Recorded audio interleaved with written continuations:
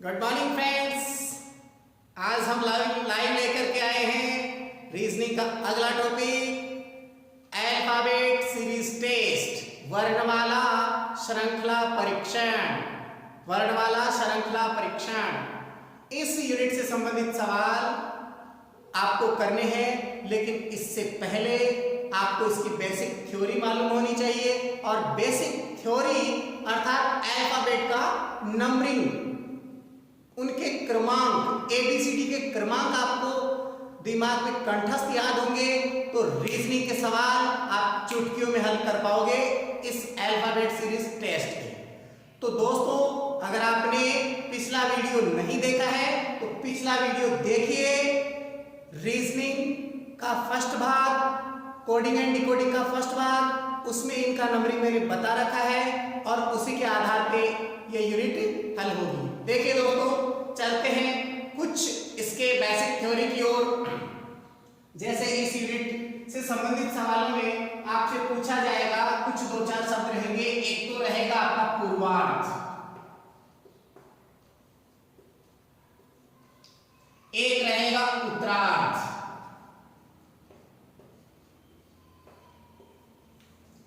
एक रहेगा पूर्वांश,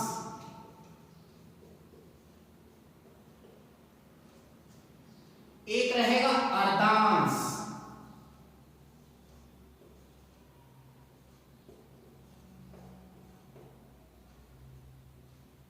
तो देखिए दोस्तों, इन शब्दों से आपको पता चल रहा होगा कि क्या पूर्वार्ध होता है, क्या पूर्वांश होता है, क्या उत्तरार्ध होता है और क्या अर्धांश होता है। तो देखिए दोस्तों, इस प्रकार के सवालों में यहां लिखा हुआ है पूर्वार्ध, पूर्व का आधा भाग, पूर्वार्ध पूर्व का आधा भाग, अर्थात अल्फाबेट में जैसे A B C D E F G H I J K L M N O P Q R S T U V W X Y Z. Alphabets के अंदर टोटल 26 लेटर होते हैं, अर्थात जो 26 अक्षर होते हैं, और इन 26 लेटर्स का आधा होता है 13। तो 13 आपको मालूम है, मेरा नाम मैंने लिखवाया था महेंद्र नागर 13 और 14। तो आपको यहां से लेकर के यहां तक का जो भाग है, ये वाला जो पोर्शन है, ये आपका हो जाएगा पूर्वार्ध, पूर्व का आधा भाग, पूर्व का आधा भाग। इसी प्रकार आपका शब्द आ रहा है उत्तरार्ध, उत्तर यानी पीछे का, उत्तरार्ध पीछे का मतलब एंड से लेकर के जेड का जो पिछला वाला भाग है, एंड से लेकर के जेड तक जो राइट हैंड साइड वाला भाग है, जिसको हम दायां पक्ष कहेंगे, ये आपका उत्तरार्ध है और ये आपका पूर्वार्ध है। ये आपका पूर्वार्ध है और ये आपका उत्तरार्ध है। तो दोस्तों, इन दोनों शब्दों का आपको विशेष तौर से ध्यान रखना है। आपके क्वेश्चन में इस प्रकार लिखा जाएगा, उत्तरार्ध और पूर्वार्ध, इन दोनों को ध्यान में रखते हुए सवालों को हल करना है। अब अगला शब्द आता है आपका पूर्वांश। सेम वही बात आ गई, पूर्वांश पूर्व का अंश, पूर्व का अंश बोले तो आधा अंश, ये भी आपका जो है ए से लेकर के एम तक। पूर्वांश क्या होता है, ए से ए टू एम, और पूर्वार्ध भी ए टू एम। उत्तरार्ध क्या होता है, एन टू जेड, ठीक है। और अर्धांश, अब यहां एक शब्द आ रहा है अर्धांश, केवल शब्द आ रहा है अर्धांश। अब आधा अंश अर्थात अल्फाबेट का आधा अंश, वो चाहे पीछा मतलब ए से एम तक का भी हो सकता है और एम से जेड तक का भी हो सकता है, दोनों में से कोई सा भी हो सकता है। यहां लिखेगा कि प्रथम अर्धांश लिखेगा तो ए से लेकर के एम तक, द्वितीय अर्धांश लिखेगा तो एन से लेकर के जेड तक। जैसा जैसा सवाल में कहा जाता है उसके अकॉर्डिंग आपको इन सवालों को हल करना है, और इनकी नंबरिंग मैंने पहले बता दी है, नहीं तो एक बार जल्दबाजी में देख लिए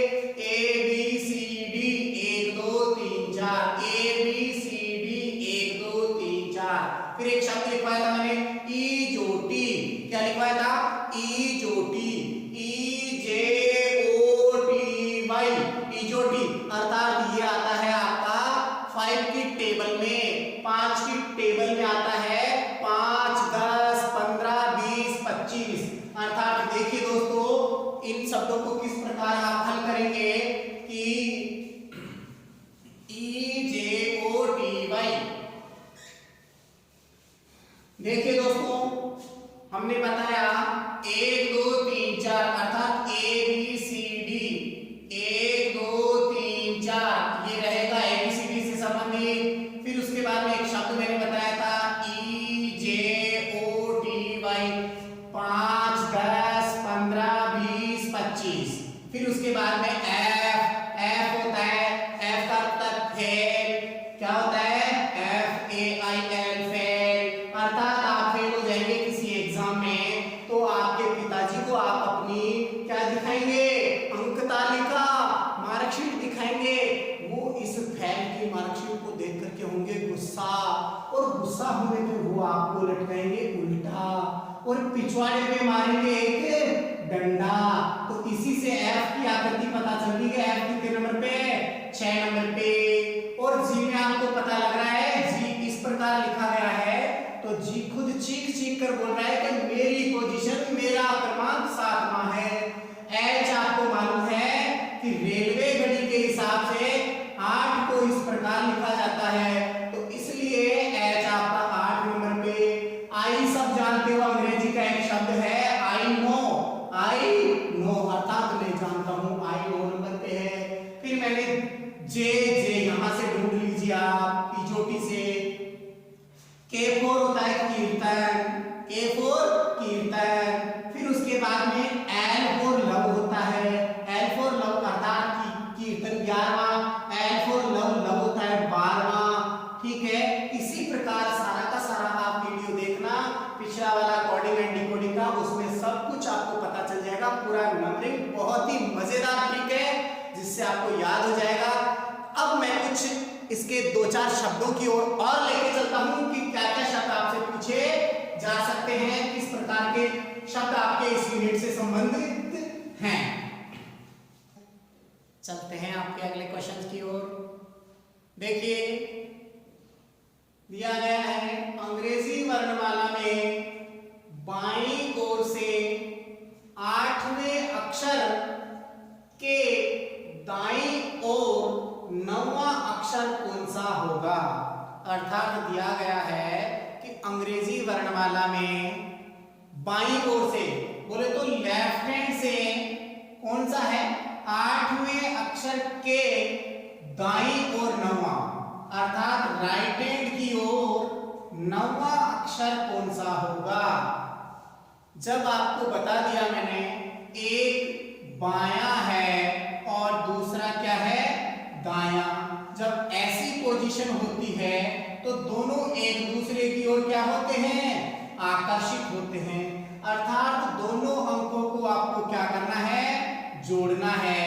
तो देखिए दोस्तों 8 और 9 17, अर्थात आपको ध्यान रखना है 17वां रहेगा, 9वां अक्षर कौन सा होगा, तो 17वां होगा। लेकिन वो 17वां किधर से देखना है, बाईं तरफ से, बाईं तरफ से 17वां देखना है। अब बाईं तरफ से 17वां देखने के लिए देखिए A B C D E F G H I J K L M N O P Q R S T U V W X Y Z। आपको कम से कम इनकी नंबरिंग बहुत अच्छे से याद होगी तो आप इन सवालों को बहुत फास्ट कर सकते हैं, बहुत जल्द कर सकते हैं। क्योंकि आपको मालूम होना चाहिए 17वां अंक रहेगा, लेकिन 17वां किधर से, बाईं तरफ से। अब बायां कौन सा है, लेफ्ट हैंड साइड से, इधर से। इस राइट लेफ्ट हैंड साइड से आप देखेंगे तो 17वां नंबर पे आता है Q। क्या आता है, Q। ये आता है आपका 17वां। तो एक तो आप यहां से काउंट करेंगे तो आपको बहुत ज्यादा समय लगेगा, आपको काउंट करने की आवश्यकता नहीं है अगर आपको नंबरिंग पूरी कंप्लीटली याद है।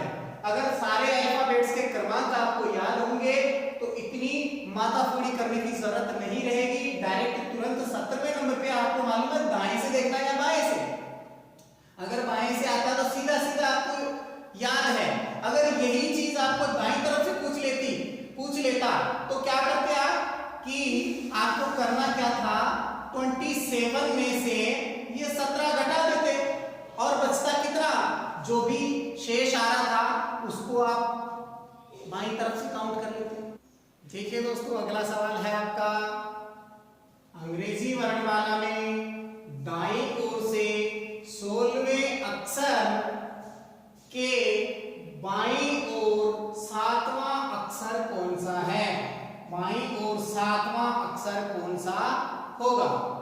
तो देखिए दोस्तों, इस प्रकार के सवालों में फिर से वही बात ध्यान रखना है, अंग्रेजी वर्णमाला में दायां, ये आपका दायां, दाईं तरफ से कौन सा है, 16वां अक्षर, 16वें अक्षर के बाईं तरफ फिर क्या लिखा गया, बायां, बाईं तरफ बायां कौन सा है, 7वां अक्षर कौन सा होगा। जब आपको बता रखा है एक बार दायां दूसरी बार बायां, अर्थात पॉजिटिव और नेगेटिव या असमान दिशाएं आ रही है, तो आपको क्या करना पड़ेगा, प्लस करना पड़ेगा।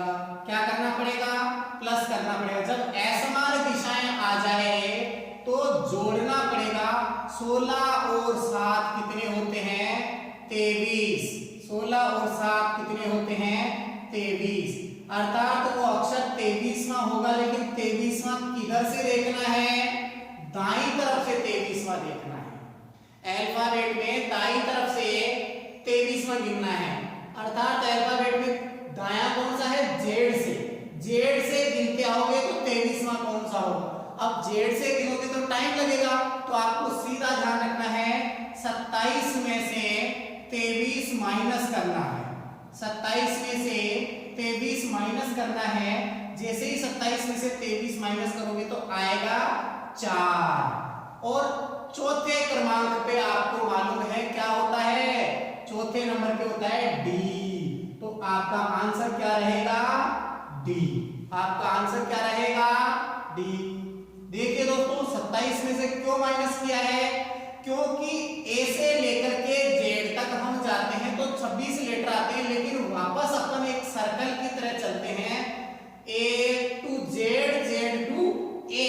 तो इसलिए ये 27 लेटर लेंगे और 27 में से जो आ रहा है उसको माइनस करो, और जो पहले वाला है 23 इधर से देखना है। अब कई बार बच्चे बाईं तरफ से देखेंगे, बोला सर इधर से नहीं देखना है, आपको जो फर्स्ट वाला है वहां से देखना है।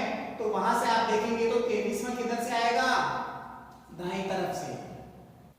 देखिए दोस्तों, अगला सवाल है आपका, यदि अंग्रेजी वर्णमाला में, यदि अंग्रेजी वर्णमाला को विपरीत क्रम में लिख दिया जाए, यदि अंग्रेजी वर्णमाला को विपरीत क्रम में लिख दिया जाए तो बाईं ओर से 8वें अक्षर के दाईं तरफ 7वां अक्षर कौन सा होगा।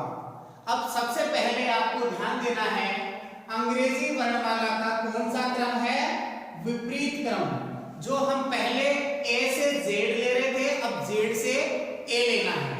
जैसे इधर से स्टार्ट करना है, A B C D E F G H I J K L M N O P Q R S T U V W X Y Z. ये आपका अंग्रेजी वर्णमाला का विपरीत क्रम हो चुका है। अब इसमें कहा गया है कि बाईं तरफ से, अब सिमिलर वही दोहराना है, बायां, सबसे पहले बायां, बाईं तरफ से कौन सा है, 8वां, फिर है बाईं तरफ से 8वें अक्षर के दाएं के कौन से, दायां। अब दायां कौन सा है, 7वां अक्षर। जब आपको बता रखा है एक दायां और दूसरा बायां रहे, एक प्लस और दूसरा माइनस रहे, तो आपको क्या करना है, जोड़ना है। 8 और 7 15 और 15 बाईं तरफ से 15वां देखना है। अब बायां ये है, बाईं तरफ से 15वां देखेंगे इधर, लेकिन आपका ABCD उल्टा लिखा गया है, विपरीत क्रम में लिखा गया है। तो आप यहां भी कर सकते हैं कि 27 में से 15 माइनस करो तो कितना आता है, 12 है, 12 आता है। और ये 12 नंबर पे आपको मालूम है। अब आपको देखना है दाईं तरफ से, दाईं तरफ से 12वां देखेंगे तो इधर से देखेंगे 12वां, तो आपको मालूम 12 पे लव होता है, 12वें नंबर पे L, तो ये L हो गया आपका आंसर, ये L। ठीक है दोस्तों, इस प्रकार करना है आपको सवालों को। देखिए दोस्तों, अगला सवाल है आपका, यदि अंग्रेजी वर्णमाला को विपरीत क्रम में लिख दिया जाए तो बताइए बाईं ओर से 19वें अक्षर के बाएं 8वां अक्षर कौन सा होगा, 8वां अक्षर कौन सा होगा। तो सेम सिचुएशन जस्ट पिछले वाले क्वेश्चन की करनी है। अंग्रेजी वर्णमाला को विपरीत क्रम देखना है, तो हमने लिखा है अंग्रेजी वर्णमाला को विपरीत में A से Z ना लिख करके Z to A लिखना है, तो हमने Z से A तक लिख दिया है। अब यहां आपको देखना है कि सबसे पहले दिया गया है बायां, तो आप लिखेंगे बायां, क्या लिखेंगे, बायां। बाईं ओर से कौन सा है, 19वां, तो ये 19वां, ठीक है। फिर 19वें अक्षर के बाएं, फिर से क्या आया है, बायां, फिर से क्या आया है, बायां, अर्थात बायां और बायां, बाईं तरफ से कौन सा है, 8वां।